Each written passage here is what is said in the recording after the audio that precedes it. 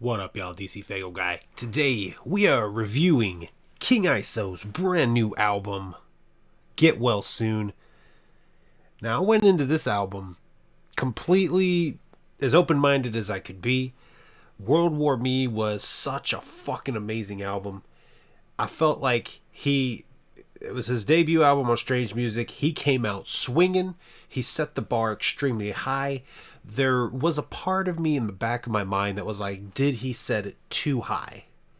Because I wasn't sure. Like, he fucking home run with World War Me. So I went into this thinking, knowing that he set that bar really high. So I wasn't necessarily expecting him to outdo World War Me. I wasn't necessarily expecting him to be on par with World War Me because, again, it was his debut and he fucking brought it. But I will say this: Get Well Soon, without, I don't know if he tried or that was his goal or what, or if he just went in there and just full process was, let's just make some fucking killer music. But Get Well Soon is a fucking great follow-up, phenomenal. Like, all the labels you could throw on there, everybody's been saying how fucking awesome it is. And I'm another one of those ones that's like, this album is fucking fire. Like I said, I went in this not really expecting him to outdo World War Me. He just fucking went swinging with that. World War Me had two features. Obviously, Tech kind of brought in on the intro track to kind of set it off for him, being that he was a new Strange Music artist. And then obviously he did a one with Mackenzie Nicole. And from what everyone I've heard, they did not care for that particular track. I loved it personally myself.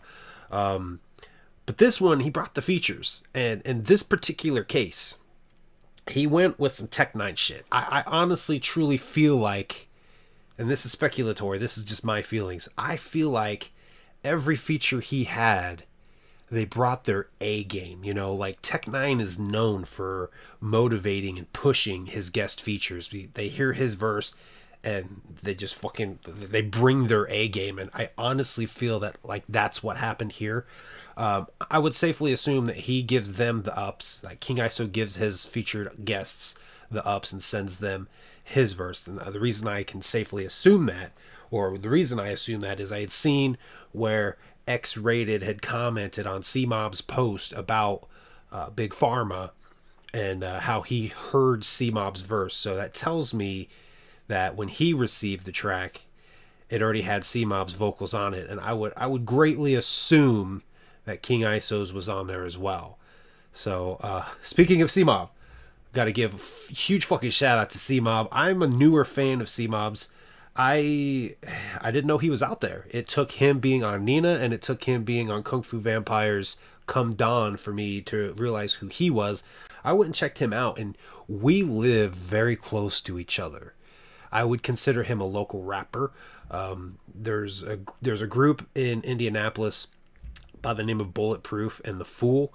I've never cared for their music. They for the longest time were a local group that always opened at ICP shows. And then when I discovered C-Mob, I'm like, where has he been hiding? And I went back and I looked, and he was actually at the 2017 tour. It was the Locksmith and Kung Fu Vampire tour that they went on in 2017 that me and Megs went to. He opened for that. And I didn't realize who I was watching, who I was listening to. It just didn't click. At that particular time, his album, Devil and Dickies, didn't come out. A great fucking concept album that I gotta drop my review for because it's just fucking great. But speaking of concept albums, let's get it back on King ISO. Get Well Soon is presented as a concept album.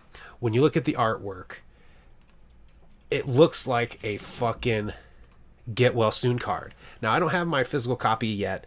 I'm not gonna pre-order albums from Strange Music anymore. It's no offense to the artists, but I have too many inserts that are signed I have no room for. I can't wear the XL pre-order shirts. I don't need any more of those. And I don't need any more decals that are just taking up space. I don't have the heart to throw a lot of that shit away. But we're getting to that point. Because I have too much. So I did not pre-order this. I waited till the day it came out to order my physical copy. It's supposed to be here. I'm assuming Friday is when it will be here. If you guys want, I will do an unboxing showing you the actual inside of this. There are unboxings out there. The homie Lil D actually has an unboxing for this you can go check out. So but yeah, the artwork for this is phenomenal. There was a post from him on Instagram that showed the track list, and you can see the back. It's all presented like a get well soon card, and the album plays out kind of conceptually with that.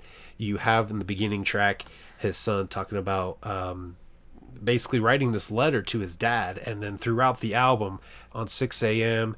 at the end of Window, and also on 6 p.m. there's just little skits of his son talking as he's basically of him writing this card for King ISO. So to me, that makes everything about this very conceptual. 6 a.m. kind of talks a little bit about nurses coming in, are they checking vitals, things like that. So, and then you have 6 p.m. and then at the beginning of Made Me Crazy, he actually says, shit, it's already 12 o'clock. So one thing about that I find very interesting, for anybody who's ever really dealt with depression, I can't speak for everybody, but I can know in my case, back before I was working and making money, we're talking late teenage, early 20s, you'd wake up in the morning and your mornings just felt so long because in my particular case, all I did was nothing. I played games and watched TV, and the mornings just seemed like they dragged on for so long. Like I hated waking up early because like there was never anything to watch. There was almost never anything to go do. In my particular case, like the mornings just felt like they dragged. And in this case, it felt interesting that 6 a.m. is so many tracks away. It's 8 tracks from 6 a.m. until Made Me Crazy, where you hear his son saying where you hear ISO saying that it's noon. And I believe it was at the end of Window. He also says it's probably lunchtime. So I found that very interesting that, you know, the morning just kind of dragged out, you know what I mean? Through this album, it seemed like the morning took forever because for me, dealing in that depression of like I didn't feel like my life was going anywhere, the mornings were always just drug the fuck out. But I love this album, and I think it's a concept album. I don't know if that was his intention or not, but that's just the way that I'm receiving it. This is a concept album, and I love the shit out of it. And I'm going to be honest with you guys. I do not know what my 5 standout songs are. If you guys are, have been subscribed for a while, you know that I do like standout tracks, and I try to give 5. I can't do it with this album because there's so many I love. So I'm just going to list every fucking song that I really love. Let's just clarify. I can listen to this from beginning to end. No songs I skip. But on that note, I do want to say there is one song I can see myself eventually skipping, and it's not because I don't like it. It's going to be because of a mood that I'm in, and I know this because it reminds me of Taliban's off World War Me, and it's a song that has been skipped before because I was in a certain mood, and that song wasn't doing it for me, so I would skip past it. I honestly will say that I feel like I suffer from mental health issues as well, as we all do. I have those days where I'm just not in a good mood and I want to listen to depressing shit. So there's times I've gone and listened to World War Me, and I've skipped certain songs like Taliban's, and I can honestly say that Big Facts is going to be the same way. At a certain point, that song is going to start getting skipped. Not every time, but there are going to be certain moods I'm going to be in where that's just not doing it for me. And I think part of it could just be because I know with Taliban's, I feel like throughout the song he says Taliban, Taliban so many times, and Big Facts is kind of that same way. It's kind of got the similar formula in the way that he's rapping and everything like that. But standout tracks that I love, and I'm gonna name probably 95% of this album. But Zero Dark 30, love the shit out of. Today is fucking amazing. 6 a.m. is great. Big Pharma, good God. C-Mob had to have gotten this feature. Had to have gotten the beat. Had to have gotten the track. He got the track with King ISO's verse, I would assume. And he was just like, here, hold my beer. He went in there and he slaughtered the fuck out of it. Honestly, I feel like he has the best verse, the best guest verse on this album. He blew all the other features away, including Tech Nine. I just love the way he comes in. He's like, D-I-G my flow. I love it. You know, I gotta go. What the fuck does he say? He says, gotta go see ISO. I love the way he fucking kicked off that verse so much. He played off of the old McDonald had a farm, E-I-E-I-O. He used that for his fucking flow in the beginning of that verse, and I loved it so fucking much. Like, I hope that C-Mob blows the fuck up after this feature, and fuck, man, we'll talk more about C-Mob when I do his fucking review. I need to do his review because, you know, he's a fucking local rapper to me that I didn't know was out there. So I want to see him blow the fuck up.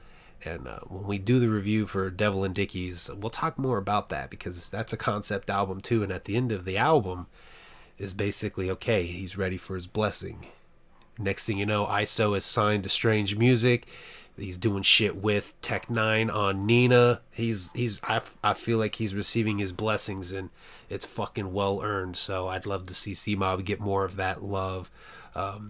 I don't know if there's talks of record deals or shit like that, but let's get this back on fucking King ISO. I'm talking too much about C-Mob. I'm hyping him up. But yeah, Big Pharma, love it. Under My Tongue, absolutely fucking great. And I feel like Big Pharma and Under My Tongue were perfectly placed on the album. They tied together very well. Self-Destruct is great. Ritz went the fuck off on that one. So did Twista. Like, again, Twista, he pulled a Tech Nine here. Like, this took me back to Worldwide Choppers when Tech would tell that story of Busta, like, who are these other 5 guys you got? Like, Twista's flow was so great, and I loved when he fucking just switched it up and started singing during his verse. I was like, whoa, like, I've not listened to a lot of Twista, but damn, I don't know if he does that a lot in his music. He killed it. But Healthy, great song. I'm Okay, absolutely love it. Not Well, Window, Made Me Crazy. 6 p.m. is absolutely fucking great. Cover the Scars. I played that track like 3 times in a row after listening to it to the first time. I was like, holy fuck, I love this song. Hypocrite is great, and Help Yourself is awesome. Help Yourself I feel like I relate to a lot as well. Because when I worked at my previous job, it was a lot of people would come to me asking me for help. But when it was time for me to need help from them, they never fucking reciprocated it. And my fucking dogs are barking in the background, and I'm about to go fucking beat some ass. I just fucking fucked with it. For real, you know. Friends would always tell me, help myself when they needed me. I told them, go help yourself. I love it. It's a great fucking album. One thing about Zero Dark 34, I didn't look into it at all. Maybe I should have. I feel like this track should have been called Too Busy. And I remember when I listened to it, I was like, oh, this must be Too Busy. And for some reason in my brain, I had like a Mandela effect of where I remember seeing Too Busy as a fucking track on this album. And then I realized, no, that's Zero Dark 34. I don't fully understand the meaning of that. I know in the beginning he says numerology, but I don't fuck around with a lot of numerology, so I don't know the significance of that to this track. He's basically talking about, he calls a suicide hotline and the signal's busy, and anytime you try to reach out to people, they're too busy. You've been trying to take care of yourself, been too busy. I fuck with that too. God damn, you know. You guys probably know there's been a lot of times that I have spurts of not making content because, you know, I just get so busy with work that, to me, I'd use the opportunities to just relax and kick back and rest rather than come in and make videos like I should. But I love this fucking album. Speaking of Zero Dark 34, he uses a style of flowing on this. The cadence he uses makes me laugh, and I've thought about making little videos about it. But the way that he flows in parts of the song, he does it in other features that he's been on, where he gets flowing in a way that I have trouble keeping up with and understanding what he's saying, and my brain literally goes to a point where it's like I hear, and my brain is just going. There's something funny I had to fucking share because my brain's done that before on different times that he's been featured on other tracks. I want to say it was Hit the Ground Running off Nina was one of them, where it's just like he got the way he just got the fucking flowing, and I was just like trying to keep up. My brain was just like Funny shit. But yeah, I fucking love this album. It's gonna get bumped for a long time. I wanted to come on here and drop this fucking review because I wanted to show it love like before a week hit. I still got so much to digest, I feel. Switch up the way I do reviews, so no song samples here. If you want me to play song samples, I can. If you decide you want me to do an unboxing when I get the album, we can show more of the artwork and I can play the tracks there if you guys would like. If that is something you would want to see, like to hear, leave a comment down below. Tell me what your guys' favorite songs are off of this album if you like the album. I know I have a bigger Juggalo audience than I do a hip-hop audience, so Juggalos here lately have been kind of iffy with strange music and the artists and sounds that they have going for them. I think it's becoming too mainstream for Juggalos, so if you guys fuck with this album, tell me down below what you like about it, what your favorite tracks are, and if you don't like the album, tell me what you don't like about the album as well. But that's all I gotta say about Get Well Soon. This album was fucking amazing. Like, he did so well with World War Me. I thought like he just raised that bar so that he had a solid fucking run right out the gate, and like, okay, it's okay for him to release an album that's not quite up there, because I felt like that's what he was trying to do. But no, he was like, okay, here's the bar that I set with World War Me, let's go ahead and raise it up to here, which is good because he's gonna be riding off that momentum of being on that Face Off track with The Rock. So people are checking him out. I see him posting numbers, so my dogs are barking. Tell me what you guys think about Get Well Soon down below. Thank you guys for watching, and I will see you guys next time.